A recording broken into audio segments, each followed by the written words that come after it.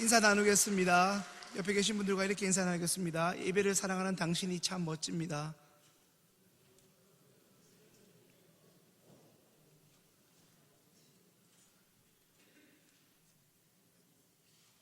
우리는 흔히 예배를 마치고 말씀을 전해주신 담임 목사님이나 혹은 당일 설교자인 부교육자들에게 목사님 오늘 말씀에 혹은 오늘 은혜 많이 받았습니다 라고 인사를 합니다.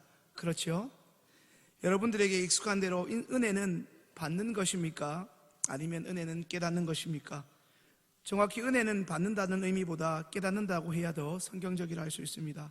여러분들이 하나님의 은혜를 잊고 살다가 오늘 이 시간처럼 예배의 자리를 통해 하나님의 은혜를 다시금 깨닫기 때문입니다.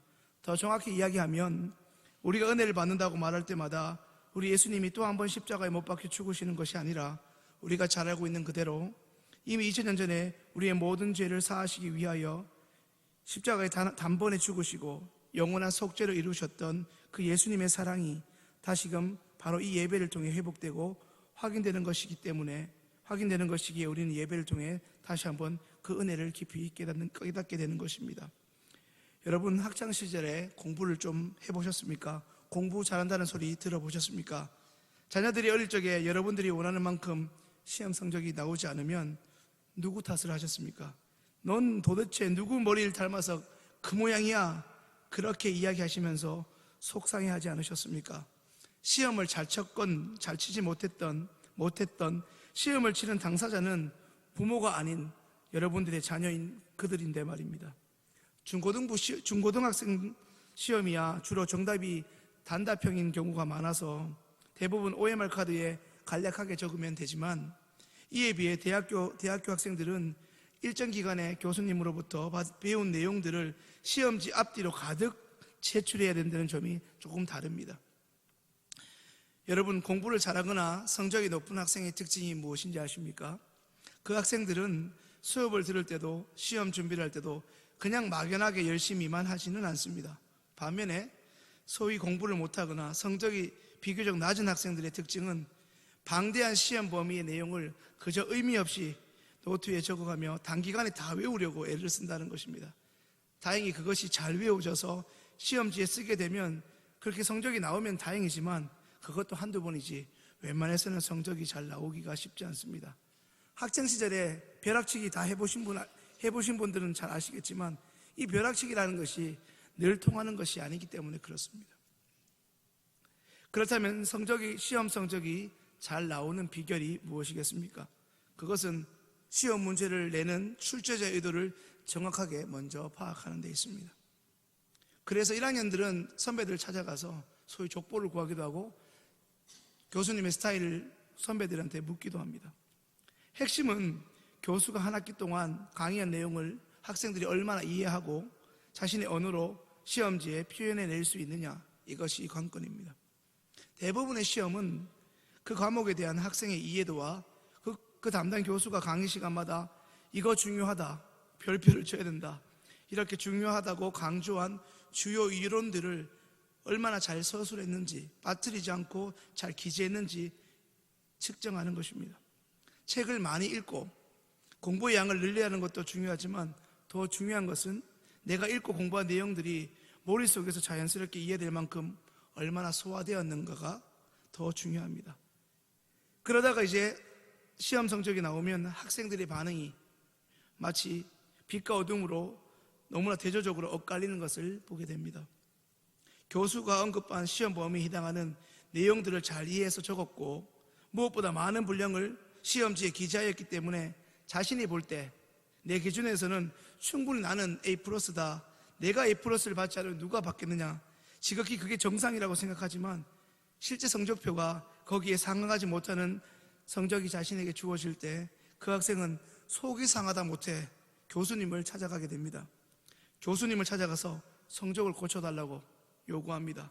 그런데 거의 대부분의 경우 성적이 변경되는 경우는 고사하고 오히려 교수님에게 이런 핀잔을 듣게 됩니다. 자네의 시험지는 출제자의 나의 의도를 전혀 이해하지 못했네, 쓸데없이 자네의 생각만 많이 적어놨어.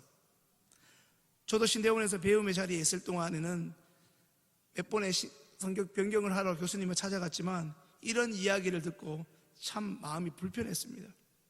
교수님이 나의 열심과 노력을 그저 자신의 기준에서 깡그리 무시한다고 생각했기 때문입니다.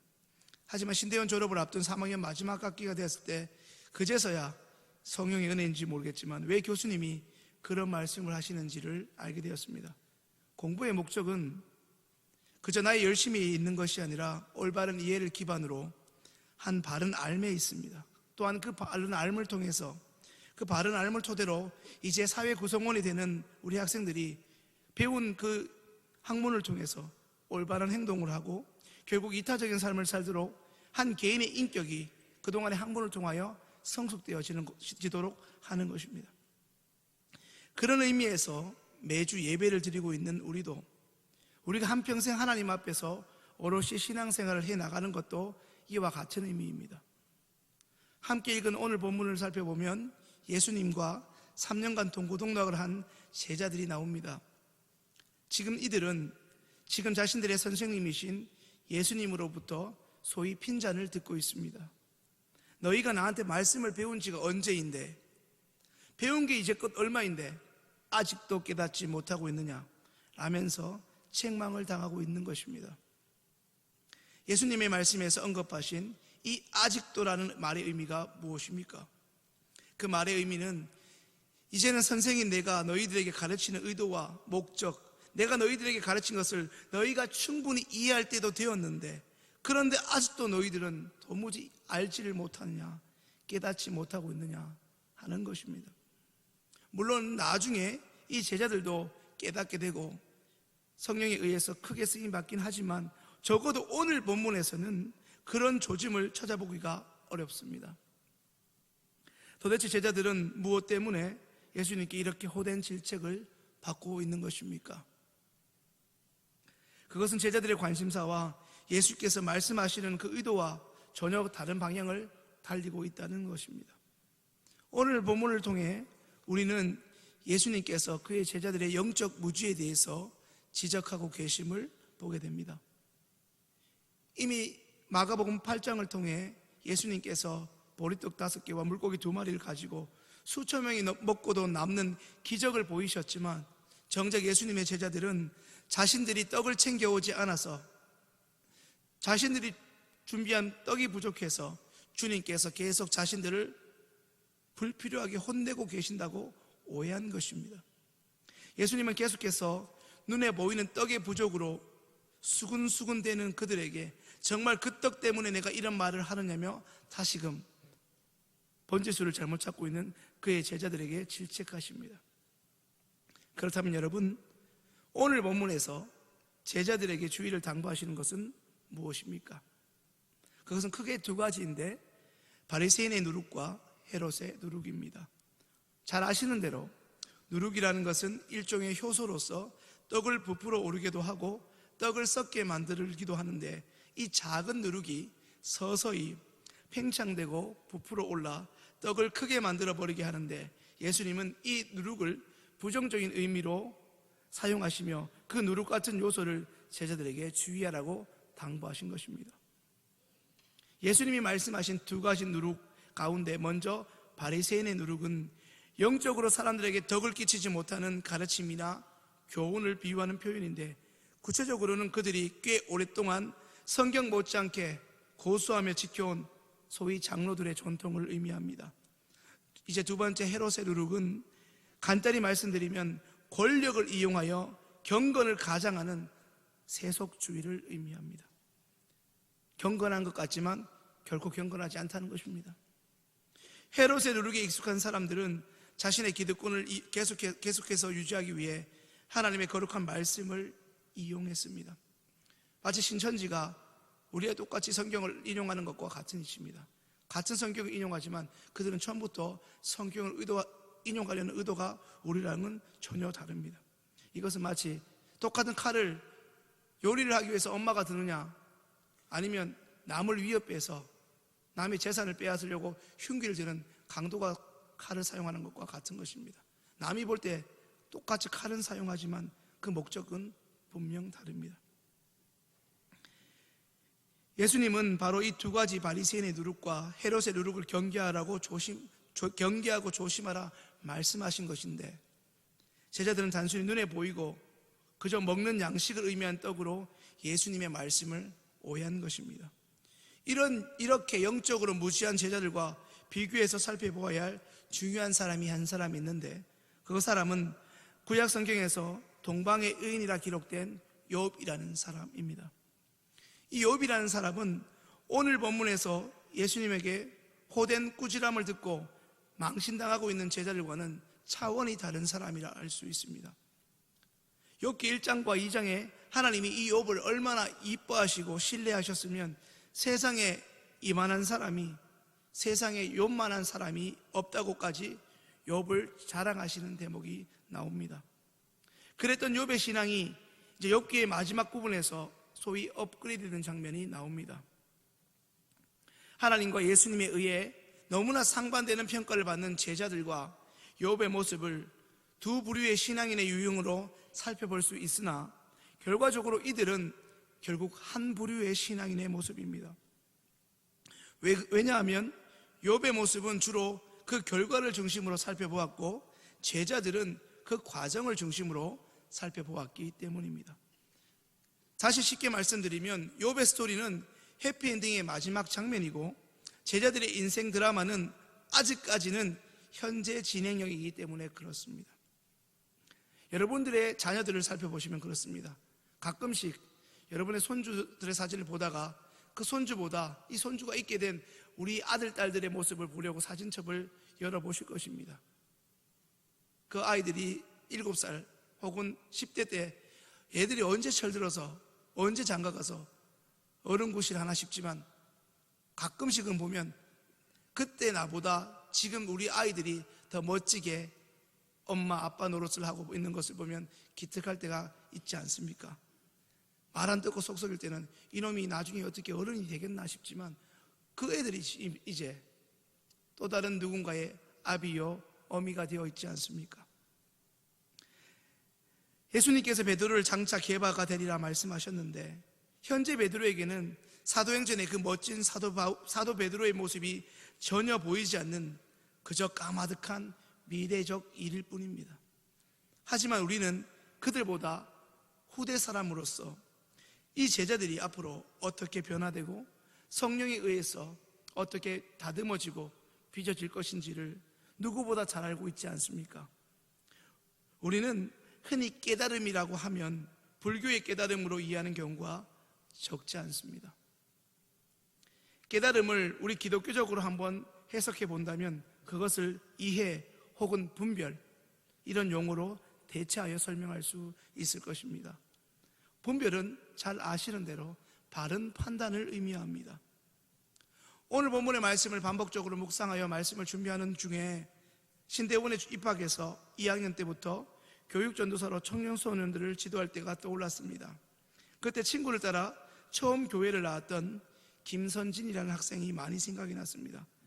그 친구와 또 다른 한 친구인 나의관이라는 학생이 있었는데, 이 친구들은 금요일 오후나 토요일만 되면 전도사님 말씀 준비 다 하셨습니까? 내일 중고등부 본문 말씀이 어딥니까? 라고 물어보던 친구들이었습니다. 물론 말씀을 들으시는 분들 중에 그 정도 물을 수 있지. 그런데 요즘 청소년들 성경책도 안 들고 다니는데 걔들이 미리 교육자에게 문자를 보내가지고 주일날 말씀이 어딥니까? 묻는 건 여간 기특하지 않습니까? 교회 나온 지 얼마 되지 않은 선진이 다음 카톡입니다. 전도사님 내일 본문 말씀이 어딘가요? 주일 청소년부 말씀을 다듬고 있던 제가 잠시 답장을 못하고 있자 이어진 그 친구의 카톡입니다. 전도사님 내일 설교는 좀 길게 해주셨으면 좋겠습니다. 저는 언제나 말씀을 잘 듣고 있습니다. 그 친구의 이 한마디가 주일 청소년부 말씀을 준비하는, 이제 갓 신대원에 들어가서 말씀을 준비하는 게 부담이었던 사역자인 저의 마음을 얼마나 기쁘게 하며 그리고 얼마나 힘을 주었는지 모릅니다.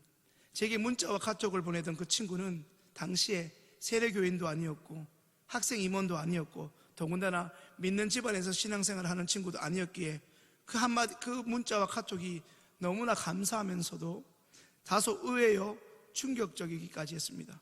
그런데 그게 다가 아닙니다. 저는 오히려 이제 갓 친구의 전도로 교회에 나오게 되는 그 선진이 같은 친구들이 정말 믿음이 자랄 수 있을까? 그저 호기심으로 친구 따라 교회에 몇 번 오다가 어느 순간에 예배가 지겹고 교회에 시험 들어 나오지 않겠지, 저런 불신자가 말씀의 은혜가 가능할까? 이런저런 신앙이 있어서 의구심이 적지 않았는데 그 친구는 계속적으로 교회에 나와서 하나님의 말씀을 듣고 마음의 평안함을 경험하고 심지어 친구를 몇 명이나 전도하기에 이르렀습니다. 계속해서 교회에 데려오고 싶은 친구가 있는데 그 친구가 자신처럼 하나님을 말씀을 통하여 하나님을 만나고 간절히 기도하고 있다는 은혜의 고백들을 수시로 저에게 문자와 카톡을 통해 보내면서 그 친구와 새 친구들에게 일종의 신앙의 의구심을 가지고 있던 부족한 사역자인 저의 한계와 편견을 여지없이 깨뜨리며 지속적으로 오히려 저에게 은혜의 증언들을 이어갔습니다. 그러던 선진이가 제게 소위 은혜의 어퍼컷을 한 방 세게 날려버렸습니다. 선진이가 제게 날린 은혜의 어퍼컷은 다름 아닌 왜 전도사님께서 우리에게 하나님의 말씀을 매주 전해주시는지 그 이유와 또 말씀이 자신의 마음에 어느 순간 와 닿는다는 것입니다. 여러분들은 지금 김선진일 학생의 이야기를 어떻게 듣고 계십니까?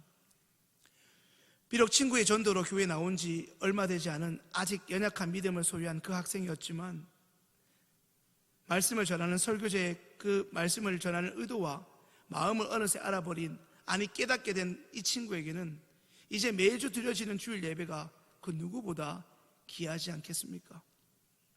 말씀을 기대하고 찬양 시간에 자신의 신앙을 곡조에 있는 멜로디에 담아 고백하는 이 친구에게 하나님이 주시는 은혜가 그저 머릿속에 알면서 그치지 않고 머릿속에 지식에서 머물지 않고 이제 이 가슴으로 이 깨달음으로 저절로 내려오지 않았겠습니까? 오늘 이 자리에 계신 분들은 제 나이만큼 신앙생활을 해오셨거나 제 나이보다 훨씬 더 긴 세월을 성도로, 재직으로, 항상 존재하는 직분인 항존직으로 예배자로서 이 예배당을 출입하시며 하나님의 말씀을 듣고 찬송가를 즐겨 부르며 믿음 생활을 해오셨을 것입니다. 아마 시원성교회로 올라오는 계단이 몇 개인지도 아시는 분도 있을 것입니다. 사랑하는 여러분, 아는 것과 깨닫는 것의 차이가 무엇입니까? 하나님의 말씀이 중요하다 아는 것과 하나님 말씀이 절대적이다 깨닫는 것의 차이가 무엇입니까? 서리 집사에서 안수 집사가 되고 안수 집사에서 장로가 되면 갑자기 그 중요성이 깨달아지는 것입니까? 우리는 이미 잘 알고 있지 않습니까? 공부가 중요하다는 것, 나쁜 짓 하면 안 된다는 것, 아침에 신호등을 잘 보고 건너야 한다는 것 등을 말입니다. 왜 알게 되었습니까? 그 이야기를 귀에 못이 박힐 만큼 여러분의 부모님에게 너무나 자주, 그것도 반복적으로 들어왔기 때문이 아닙니까? 그런데 가끔 정신없이 신호등을 건너다가 다치는 이들을 봅니다. 넘어지는 사람도 보게 됩니다. 왜 그렇습니까? 신호등을 잘 보고 가라고 그렇게 귀에 못이 박히게 들었는데 왜 한 사람은 넘어지고 왜 한 사람은 부딪히는 것입니까? 왜 그렇습니까? 그것은 주의 깊게 보지 못하고 그냥 길을 바쁘다고 막 가다 보니 그렇게 된 것입니다. 예전에 버스를 기다리고 있다가 같은 버스를 타기 위해 반대쪽에서 뛰어오던 남자와 여자가 부딪히는 것을 본 적이 있습니다. 그 접촉사고로 합의금까지 치르는 결과가 있었습니다. 그들은 늘 하던 대로 버스가 왔고 나는 바쁘니까 뛰어가다가 접촉사고가 났고 결과적으로 그들은 합의금까지 치러야 했습니다. 돌아보면 아찔하지만 초등학생들도 다 아는 그 기본적인 룰을 지키고 앞뒤 좌우의 상황을 판단을 잘 했더라면 합의금까지 치르는 그런 비싼 경험은 하지 않아도 될 일이었습니다. 하지만 그 사건을 통해 당사자인 두 사람은 그 일 이후로 버스 정류장뿐 아니라 그들의 걸음걸이를 이전보다 조심하는 습관이 생기지 않았겠습니까? 그것은 다시금 삶 속에서 그러한 사고가 나지 않도록 조심해야 한다는 것이 그저 이 머릿속의 지식이 아니라 바로 가슴속의 깨달음으로 이제 옮겨졌기 때문일 것입니다. 말씀 한 군데를 같이 찾아 읽겠습니다. 구약 시편 49편 20절입니다. 시편 49편 20절입니다.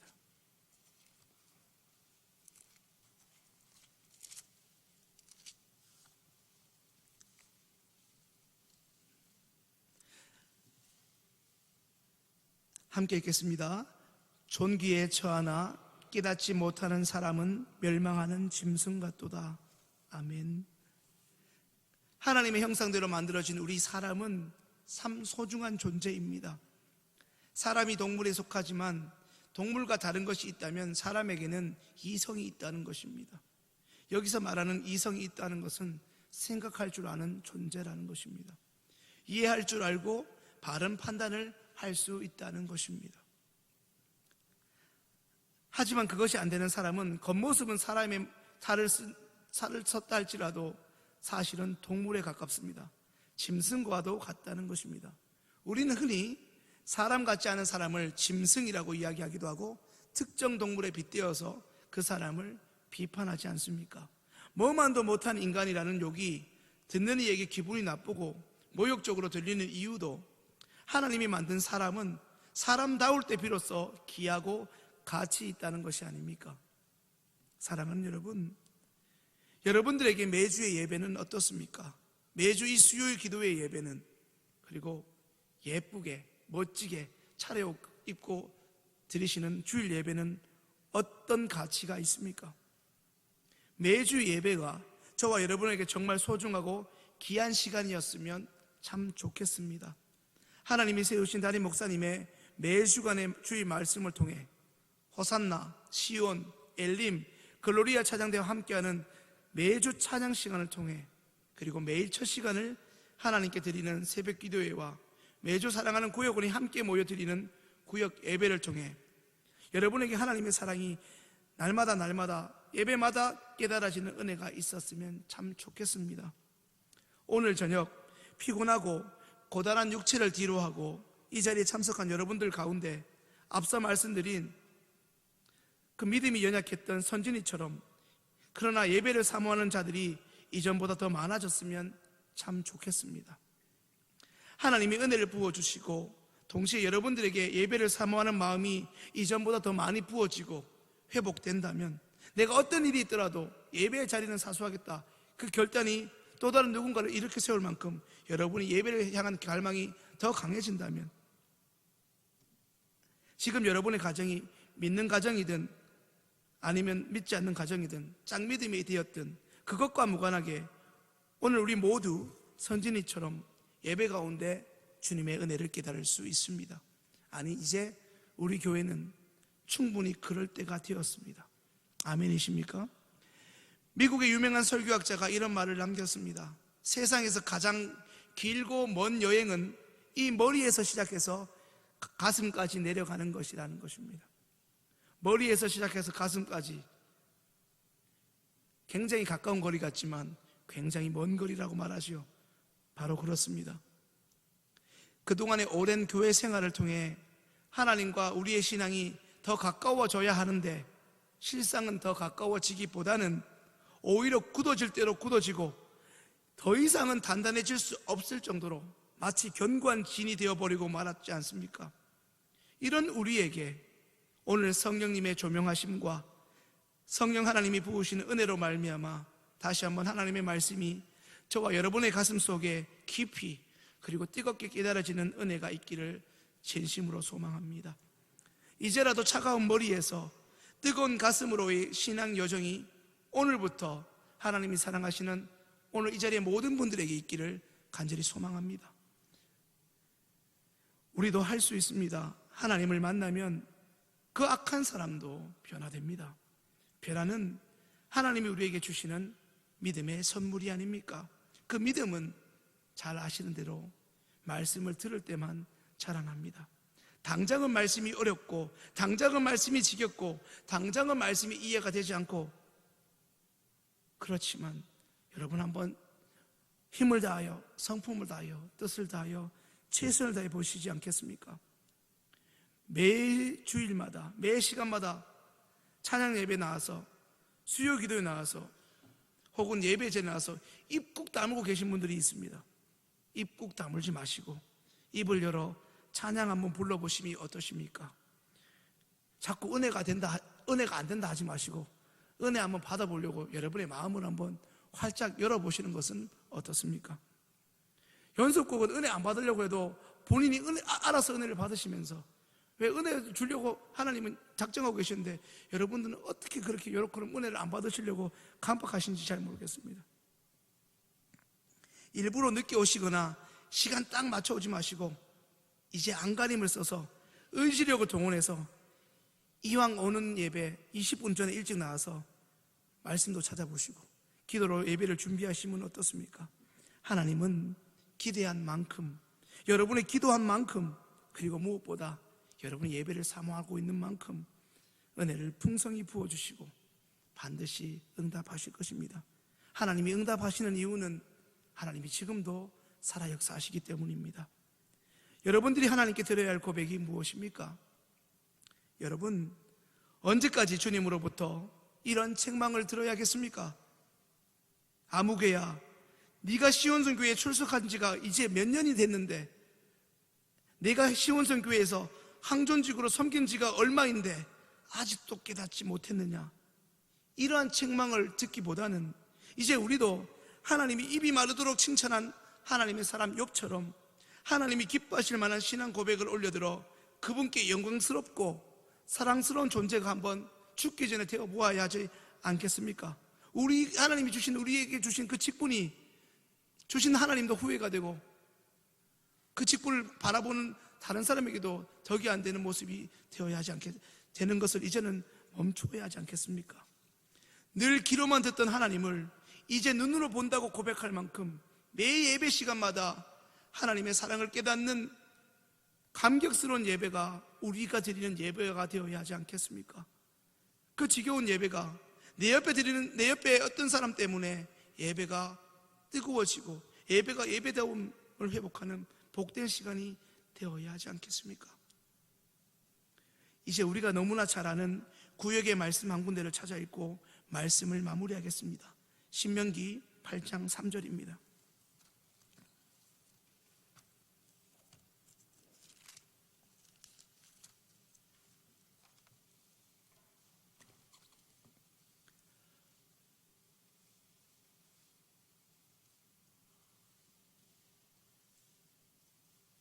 함께 읽겠습니다. 너를 낮추시며 너로 줄이게 하시며 또 너도 알지 못하며 내 열조도 알지 못하던 만나를 내게 먹이신 것은 사람이 떡으로만 사는 것이 아니요 여호와의 입에서 나오는 모든 말씀으로 사는 줄을 너로 알게 하려 하심이니라. 아멘. 아멘이십니까?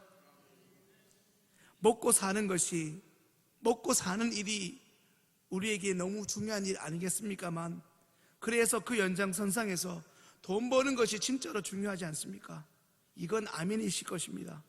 그런데 여러분, 그래도 적어도 한 번쯤은 그래도 우리가 예수 믿는 사람이라면 그 예수님으로 인하여 구원이라는 복을 경험한 사람이라면 세상 사람들이 그 중요하다고 여기는 생계의 문제만큼이나 하나님께 드리는 이 예배, 다시 말해 하나님의 말씀을 듣는 이 예배를 소중하게 여길 만큼 사모할 수 있었으면 하는 마음을 가져봅니다. 그저 중요하다 이 정도가 아니라 내가 직분을 가진 사람이기 때문에 빠지지 말아야 한다가 아니라 적어도 한 번쯤은 내 생계의 문제만큼, 생계의 문제라는 저울 앞에 예배를 달아볼 만큼 하나님의 말씀, 하나님의 진리, 하나님의 그 예배를 진정으로 기다리고 계심에 우리가 한번 이제 의식적으로 반응해야 하지 않겠습니까? 그런 사람이 한둘이 아니라 점점 이 자리가 차고 넘칠 만큼 많아지게 될 때, 그런 우리에게 우리 하나님이 매주 깨달음이 넘치는 예배를 우리에게 부어주시지 않겠습니까? 어찌 보면 우리는 매주 이 자리에 빠짐없이 참석하는 누구보다 열심히 있고 하나님을 사랑하는 사람들입니다. 하지만 그 동시에 여전히 우리는 깨달음이 없어, 아니 아직도 깨닫지 못하는 오늘 본문에 등장하는 제자들 중에 한 사람인지도 모릅니다. 그렇다면 여러분, 오늘부터라도 우리 이렇게 기도합시다. 예배 중에 주님을 만나게, 예배 중에 주님의 사랑을 깨닫게, 예배 중에 만난 하나님을 통해 이제는 내 삶이 온전히 변화될 수 있도록 말입니다. 그러한 은혜의 고백과 그러한 성령으로부터 주어지는 깨달음이 오늘 이 자리에 참석한 저와 여러분들 모두에게 간절히 임할 수 있기를 기도합니다. 기도드리겠습니다. 참 좋으신 사랑의 하나님, 감사합니다. 내가 나온 것 같고 내 믿음 때문에 나온 것 같고